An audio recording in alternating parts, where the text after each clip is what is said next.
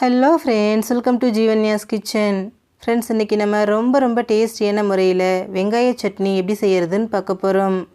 இட்லி, தோசை ரெண்டுக்கும் ரொம்ப பொருத்தமாக இருக்கும். இன்னும் கொஞ்சம் வேணும்னு கேட்டு வாங்கி சாப்பிடுவாங்க. அவ்வளோ டேஸ்ட்டாகவும் இருக்கும். செய்கிறதும் ரொம்ப ஈஸி தான். இது எப்படி செய்கிறதுங்கிறத பார்க்குறதுக்கு முன்னாடி நம்ம சேனல் ஜீவன்யாஸ் கிச்சனை மறக்காமல் சப்ஸ்கிரைப் பண்ணி பக்கத்தில் இருக்க பெல் சிம்பிளையும் கிளிக் பண்ணிக்கோங்க. ஃபஸ்ட்டு ஸ்டவ்வில் ஒரு கடாய் வச்சுட்டு அதில் 2 டீஸ்பூன் எண்ணெய் சேர்த்துக்கோங்க. எண்ணெய் சூடானதும் இதில் 1 டேபிள் ஸ்பூன் கடலைப்பருப்பு சேர்த்துக்கோங்க.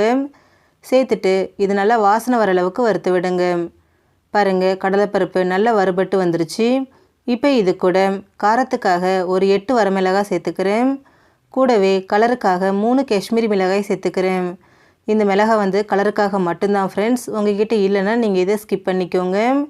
சேர்த்துட்டு ஸ்டவ்வை மீடியம் ஃப்ளேமில் வச்சுட்டு நம்ம சேர்த்துருக்கக்கூடிய பருப்பு, மிளகாய் எல்லாமே நல்லா செவந்து வர அளவுக்கு இதை வறுத்து விடுங்க. பாருங்கள், நம்ம சேர்த்த பருப்பு, மிளகாய் எல்லாமே ஒன்று போல் வறுபட்டு நல்லா செவந்து வந்திருக்கு. இப்போது இதில் இருக்கக்கூடிய அந்த எண்ணெய் எல்லாத்தையும் வடிச்சிட்டு அந்த மிளகாய் பருப்பை மட்டும் தனியாக ஒரு பிளேட்டுக்கு மாற்றி வச்சுடுங்க. இது அப்படியே ஆறட்டும். இப்போது அதே கடாயில் 1 கப் அளவுக்கு சின்ன வெங்காயத்தை கட் பண்ணி சேர்த்துக்கிறேன். இது என்றைக்குன்னு பார்த்தீங்கன்னா 30லேருந்து 35 சின்ன வெங்காயம் இருக்கும். வெங்காய சட்னினாலே சின்ன வெங்காயம் தான் ஃப்ரெண்ட்ஸ் ரொம்ப டேஸ்டியாக இருக்கும். அதனால் கண்டிப்பாக சின்ன வெங்காயம் சேர்த்துக்கோங்க. இது கூடவே ஒரு 10 பல் பூண்டும் சேர்த்துக்கோங்க. சேர்த்துட்டு வெங்காயம் நல்லா சாஃப்டாகி கண்ணாடி பதம் வர அளவுக்கு இதை வதக்கி விடுங்க.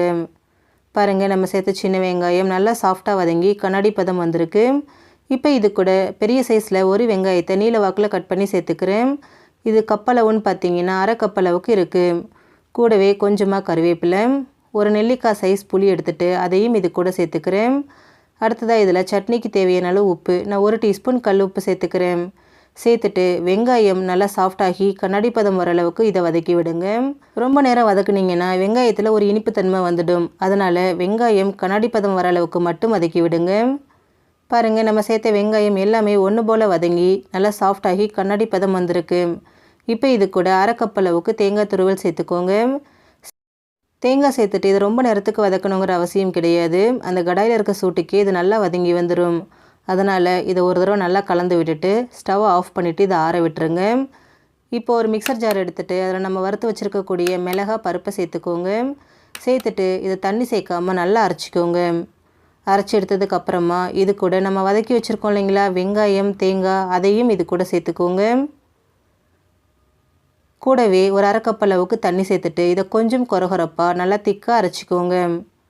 பாருங்கள், நல்லா கொரகொரப்பாக நல்லா திக்காக அரைச்சி எடுத்திருக்கேன். இந்த பக்குவத்துக்கு அரைச்சிக்கோங்க. இப்போ இதை அப்படியே ஒரு பாத்திரத்துக்கு மாற்றிக்கோங்க.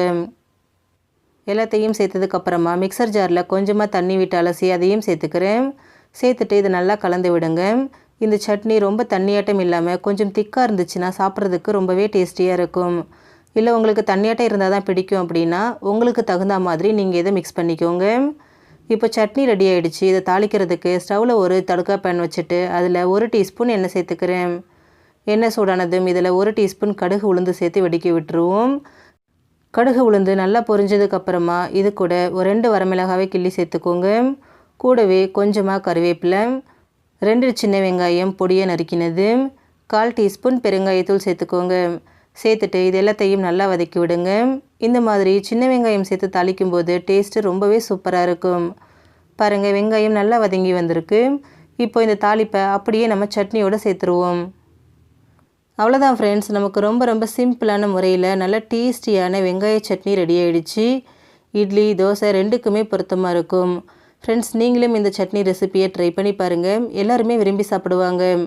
இந்த வீடியோ உங்களுக்கு பிடிச்சிருந்தா லைக் பண்ணுங்கள், ஷேர் பண்ணுங்கள், கமெண்ட் பண்ணுங்கள். ஜீவன்யாஸ் கிச்சனை சப்ஸ்கிரைப் பண்ணி பக்கத்தில் இருக்க பெல் சிம்பிளையும் கிளிக் பண்ணிக்கோங்க.